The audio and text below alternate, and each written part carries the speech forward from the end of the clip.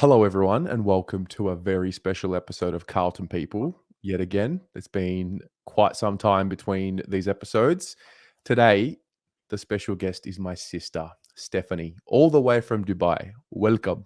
Welcome. Hello. Thank you. How you doing?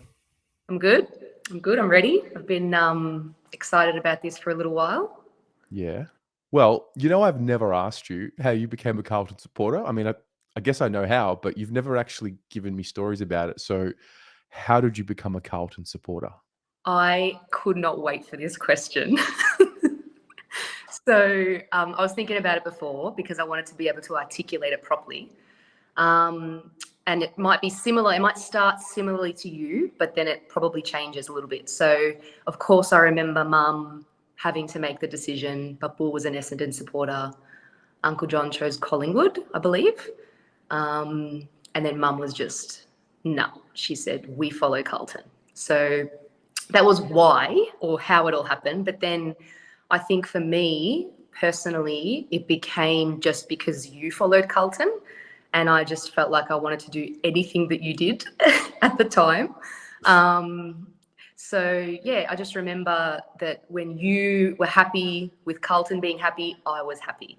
So most of the time we were doing things together. And I have strong memories of primary school where, our primary school was a really big primary school. I think when we were together at the school at the time, it was nearly 1,000 kids. Mm-hmm. And all I remember was footy day. Do you remember footy day? On the Oval at Reservoir On West the Primary. Oval, yeah. Also, Mill Park Heights Primary School, that footy day is the one I remember most. Uh-huh. And I think that's where I really fell in love with Carlton because it was like, you remember this, all of my friends would say, who you follow this year, because the girls would sometimes change. We would change who our teams were. And I just would always say to them, I'm not allowed to change. I have to follow Carlton. I remember going to footy day and like you and I would be getting ready. We'd put on our Carlton tops. Mum would send us off. We'd have filled in our little form where we'd picked like a pie or a sausage roll and the lunch was going to be delivered to our classroom. And it was just, I just felt like I belonged in the Carlton crew at school. And then we'd sit on the massive oval and most of the time, I think at the time, Carlton must have been doing really well. I don't know, I can't really remember. But I just remember they would invite Carlton players. So we'd be at the parade sitting and watching and like Kuda would be there and we would all just march and most of the school of the 1,000 kids would follow either Collingwood or Carlton. And then all of us would get up and walk around while the song was playing and it was just the best. Wow. Yeah. I forgot about footy parades. Yeah. So my earliest memory is we went to Optus Oval with Mum's friend. I don't remember the game. I remember we played St Kilda. Do you remember going to Optus Oval together? Yeah. Yeah, I do. My memory, like I've watched these, I love this segment that you do on the channel, Carlton People. Most people's memories are a game or a passage of play or like a goal. I don't remember that stuff, but I just remember the feeling of being at Optus Oval. Yes, I do. Yeah. Yeah, same. I don't remember the scores of any of the games. I don't remember any specific games, but I remember being there. I think I remember getting in a bit of a verbal with like an older guy one time. I'll tell you my memory of that because I want to Okay. talk about this. So I just remember you were one of those kids at the footy that was just always screaming. Whether we were like losing or winning, you were always cheering for Carlton. It didn't matter. And I remember you were just going the whole time, like going and going and going, just cheering for Carlton. And this bloke just, I think he turned around and he swore at you or he said something at you and you just went back at him. 7 years old. Yeah. And you just went back at him and Mum was just like, oh no, like stop, like what are you doing? A bit of a moment there, but yeah, I remember that clearly. And then because you had such a passion for Carlton, then I became like that. And then I would choose my friends around Carlton, and if they didn't follow Carlton, I didn't want to talk to them. I was like, just crazy. Wow. Wow. Yeah. Who were your first favorite players? I remember loving Carazzo, Yep. but I think I was just in love with him. I don't know why. I don't even know if he was a good player. Probably not. I liked Murphy, but again, I think it's because you liked Murphy. I sort of the players now to me are more important, and I think that my journey with loving the players at Carlton, it just has changed. So initially, where it was about the club when we were kids, it was like belonging to a club. Now I feel that my only connection is to the players because that's who I really think about and feel for. Interesting. Yeah, so I think that as time has gone on, like primary school, I loved the club. Adolescent, I was just like, oh, I don't really care, like whatever, I sort of went on my own path. And then adulthood, I feel like I'm back now to just loving all of these players. I have a real soft spot for Jack Silvani. Yep. I don't know why. I think it's the family thing. And the pressure that I feel that he must be under. So yeah, love Jack. And now I love players who really show heart. Like one of the players during the last game grabbed on his jumper, like he went like that. Chincotta. Chincotta, that's right. I was losing it. I was on the couch like screaming at that. I didn't even care what had happened, just at that. Like players that do that are the ones that I love. So yeah, your journey's interesting because like growing up, we were obsessed. I was obsessed, Yes. and you caught on, and then yeah, you went away from it a little bit, somewhat, and then yeah, you mentioned adulthood. So what brought you back? The channel, of course, when you started producing content. Also, I mean, I'm now married to a Carlton supporter, which, you know, two very passionate, fiery Greeks watching Carlton. What could go wrong? But yeah, I think the channel definitely brought me back.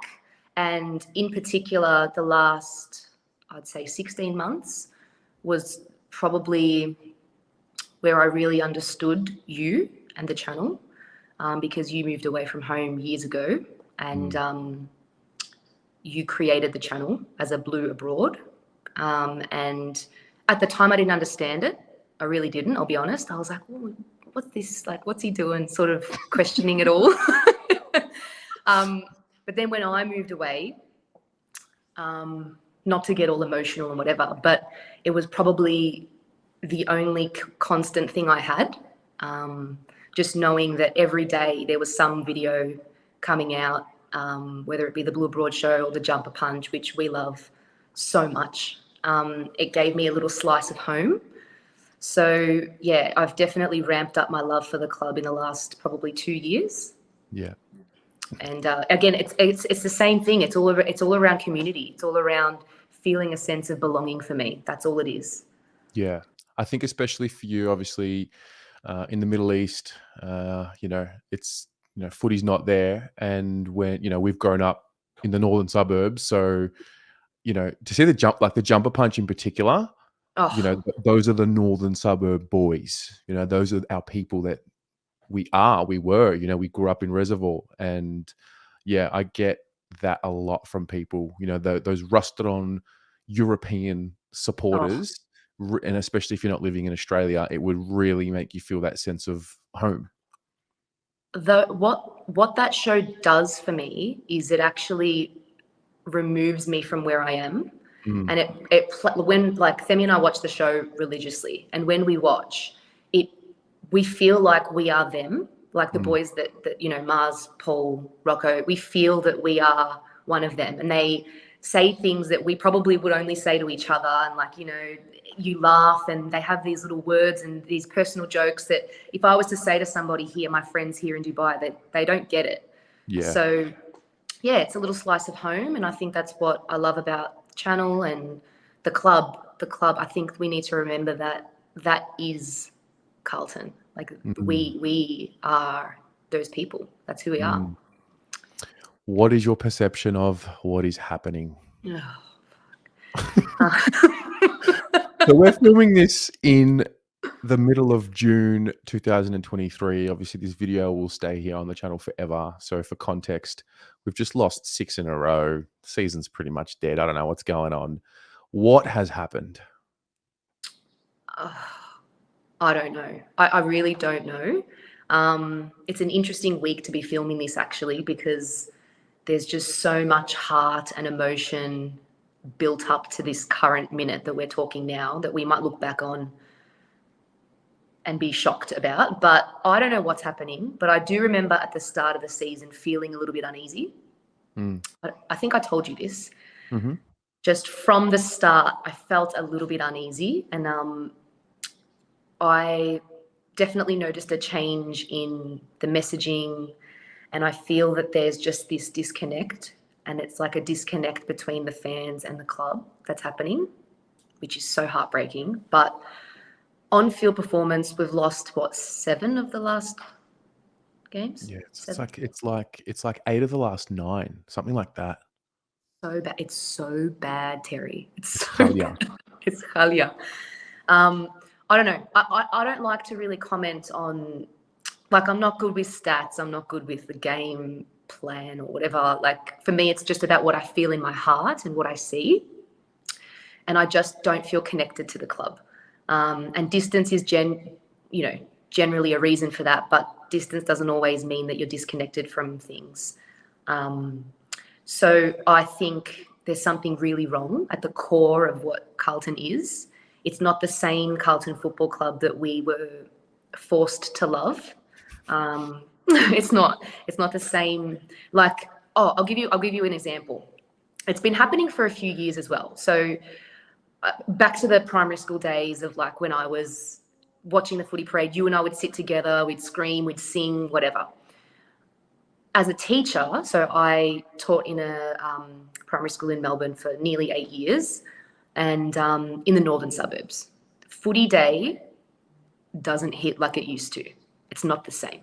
Wow. And in particular, I would watch every year the group of Carlton kids just get smaller and smaller and smaller. Oh, wow. Like, every single year. And when the song would come on, I would always walk around and I'd be like, come on, guys, let's go. And it just wasn't the same. And for kids, it's easy. They follow the team that's winning. That they don't want to follow the team that's not winning, because that's just not for them. So I don't know what's happening, but we're losing that thing that we used to feel. We're losing that for sure. And I just feel like they need to just really start again. I would love to see everything just start again completely. I don't know how that happens, though. I'm not an expert in that. Yeah, there's something to be said. Do you remember back in the day, now that you've sparked my memory, I remember they used to play the Carlton song twice because there were too many supporters. Yes, I do. Yes, exactly. So does that happen now? Or they just play once? Well, I mean, look, I can speak from my school, which we went to a primary school in Reservoir, and then we moved to Mill Park, and then I taught in Mill Park. So same demographic. And once the song plays, and I'm telling you, every year, it's like the group just gets smaller and smaller and smaller, to the point where it was, I think Richmond at the time when I was there was growing, that the kids would just always jump on the Richmond bandwagon. And they're not, like, kids now have more choice too. Parents aren't going to say to them, you got to follow this club. Well, not as much as they probably used to when we were kids. Some would, but so when they're making a choice, it's for the team that's winning. And Carlton's just not winning. We're just not winning. So there's something to be said there about an identity. Yeah. Because it's evolved. That Carlton in the 90s was a bit more, I don't know, like, I think of John Elliott. I think of, the Italians, the Greek, the European flavor. It's just not like that anymore. It's a white collar club, or it purports to be, but at its roots, it wasn't a white collar club. No, not at all. And I think that is where I feel disconnected. I think when you were on the Jumper Punch, you were talking about how you were in was it the Melbourne game where you went into what's it called? The MCC? Yes. And you were saying how you can sort of like to and fro in two worlds, where you can communicate on one level and then communicate on another level with people like us. I feel like I can only do one at any time, or only do one really well, and that's do what I am, what we are. And it's that when you combine our culture with our choice of football club, there's so much passion. And I just don't know if the club now reflects that in everything that they do. I don't know if they can handle that as well. Sometimes it comes across as too intense, and then you feel bad because you've said something, and you shouldn't have to feel bad because you love the club and you just want to see them doing well. But yeah, there is definitely a change. It's I don't feel represented as a fan by this club. Wow, that's powerful. Yeah. That's powerful. It's so interesting at the moment where, we've seen the best of the fan base, like, the first 10 rounds in 2022, that was the best of us. Like, it was rocking every week. And obviously at the moment, you lose 6 in a row, you lose 8 of your last 9. We're starting to see the worst of it. And it's really easy to zoom into the micro elements. Oh, he said that, or he filmed that, or they threw their scarf there. And then, I don't know, it's like, if you zoom out a little bit more, it's like, why? What drives someone to care so much about something that's not in their control? And that's where this disconnect happens. And it's like, be passionate and buy that extra membership, be passionate and buy that $85 scarf. But when things don't go your way, don't be passionate. It's so interesting. And, you've seen the channel. I've seen people that are willing to risk it all. Oh, I'm telling you, Femi's one of them. He's willing to risk it all.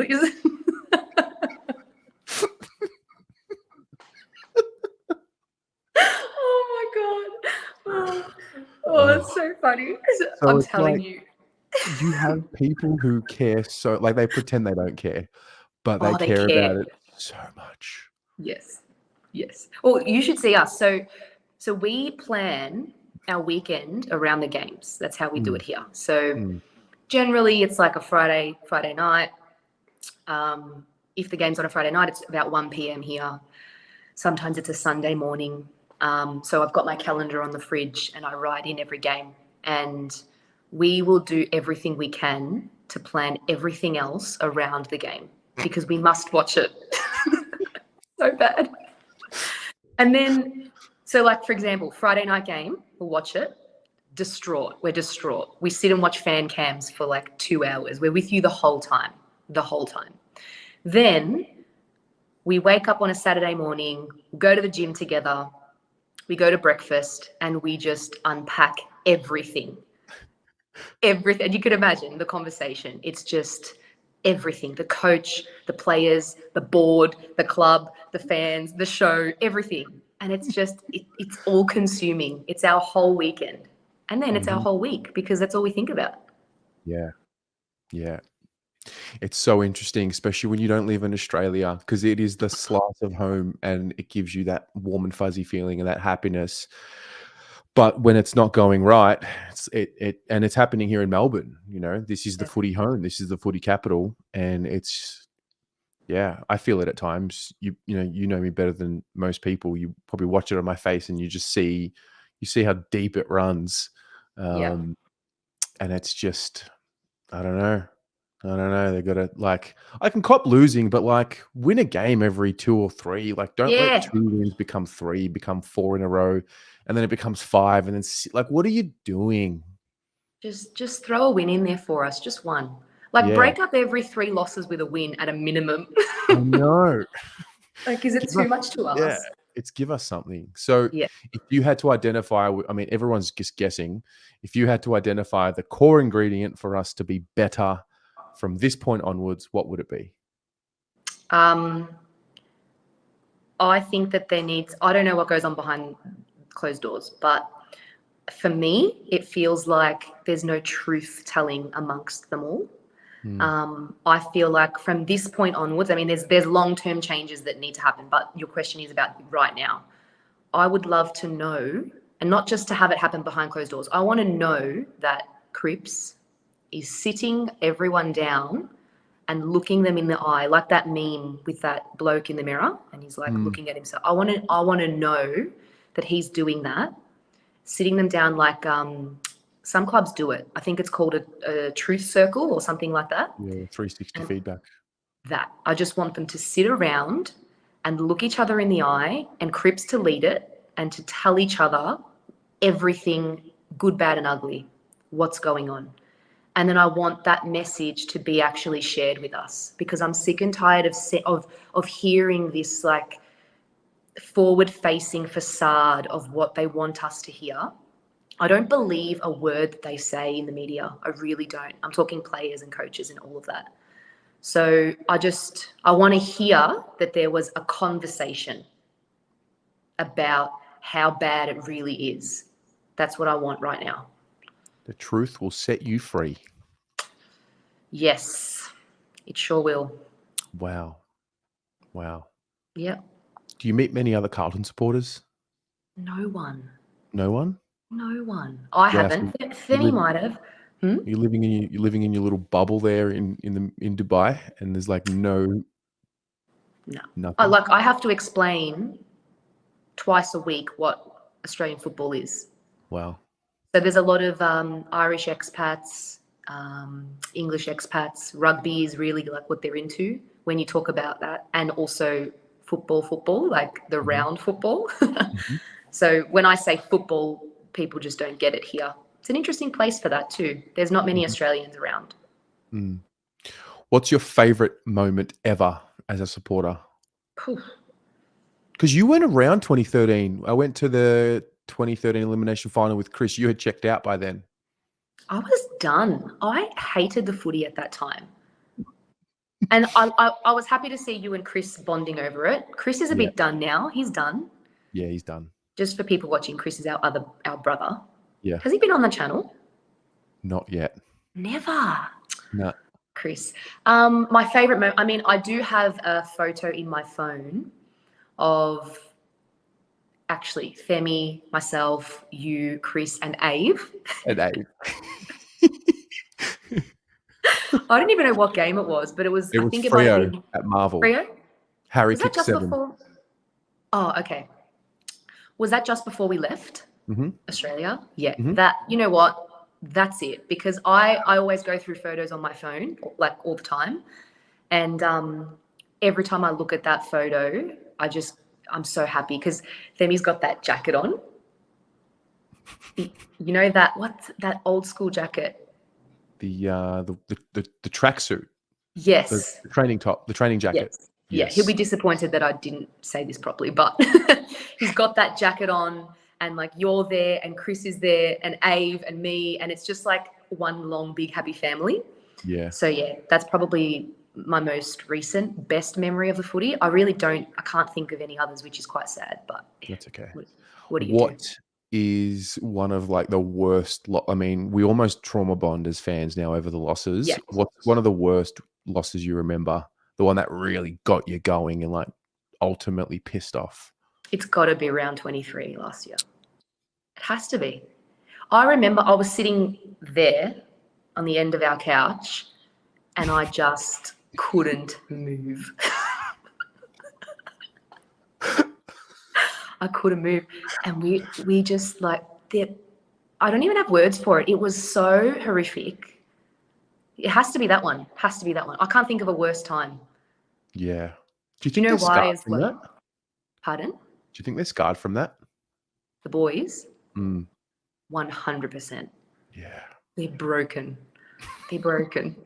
And you see it like, you know, Harry, Don Lipame, I feel sorry. I know.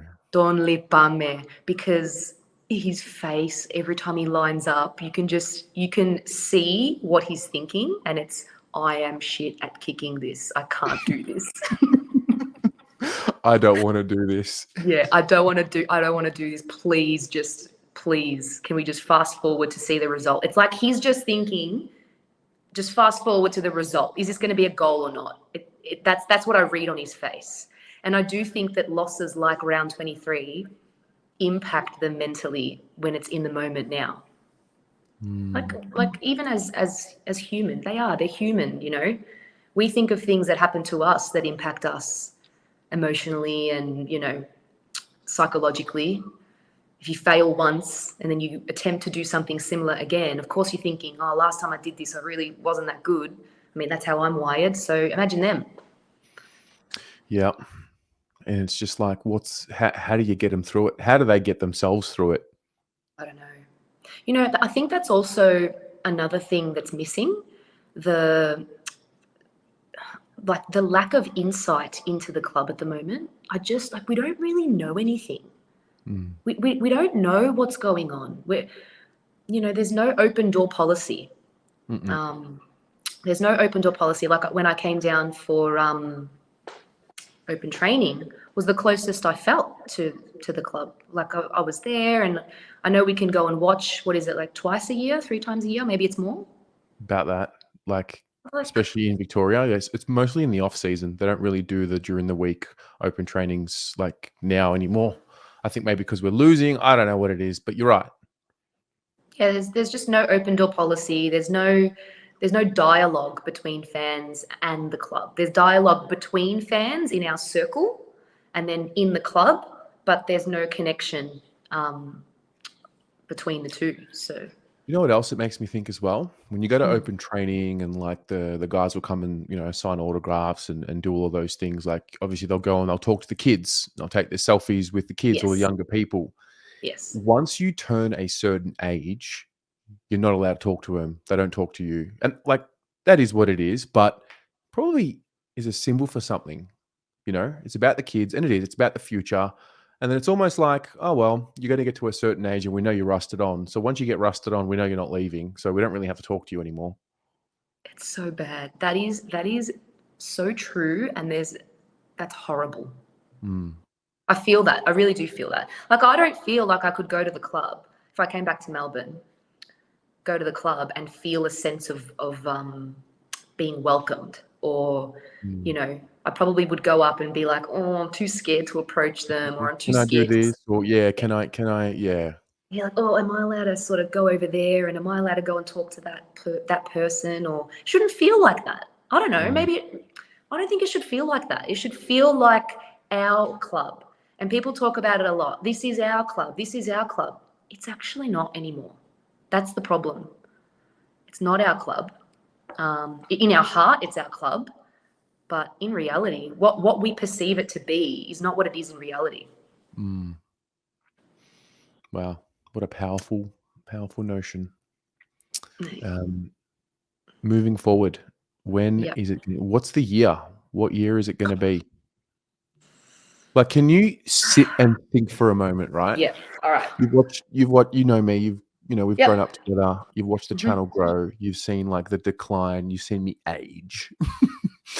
Um, what about when it happens? We can't even make a final, let alone get through prelims and semis and so that's the thing. You're very optimistic, which I love about you. You and I are very similar in many ways, but we are also very different in many ways. Where you're more optimistic, I tend to err on the side of caution, and I can sometimes be really quite negative, Mm.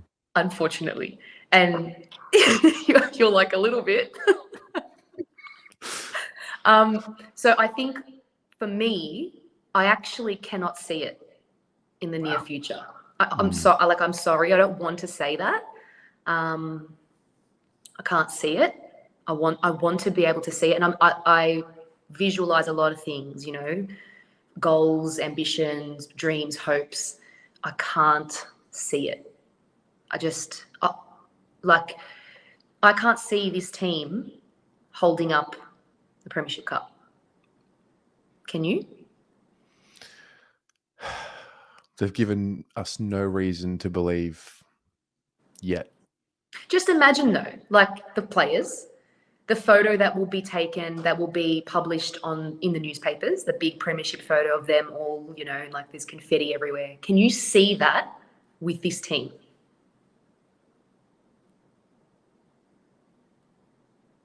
Not the way they play right now. Nah. No. That's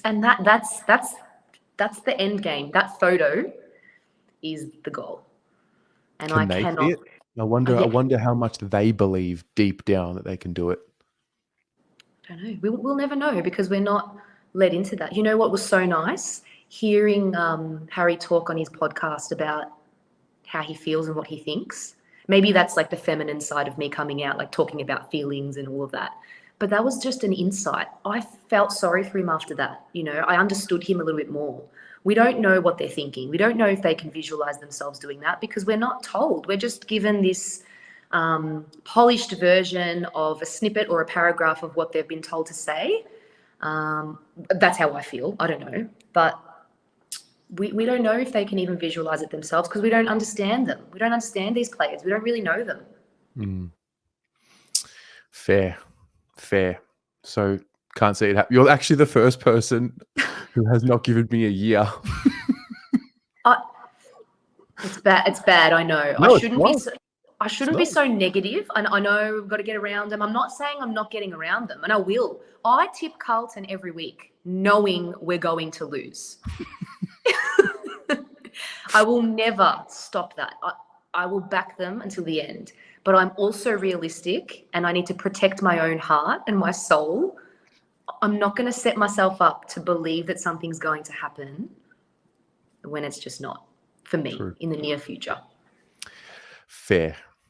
And that's fine. Well, Steffi, wow. Got you on the channel. Big time. Did it. Yes. Did it. Thanks for coming on. Thanks for your time and thanks for supporting me, and love you and miss you. Love you, miss you. And we are always tuning into the channel no matter what. So keep up the good work.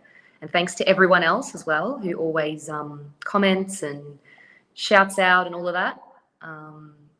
The other Degani is watching from the other side of the world, representing the Blues abroad. Absolutely. Go Blues. Go Blues.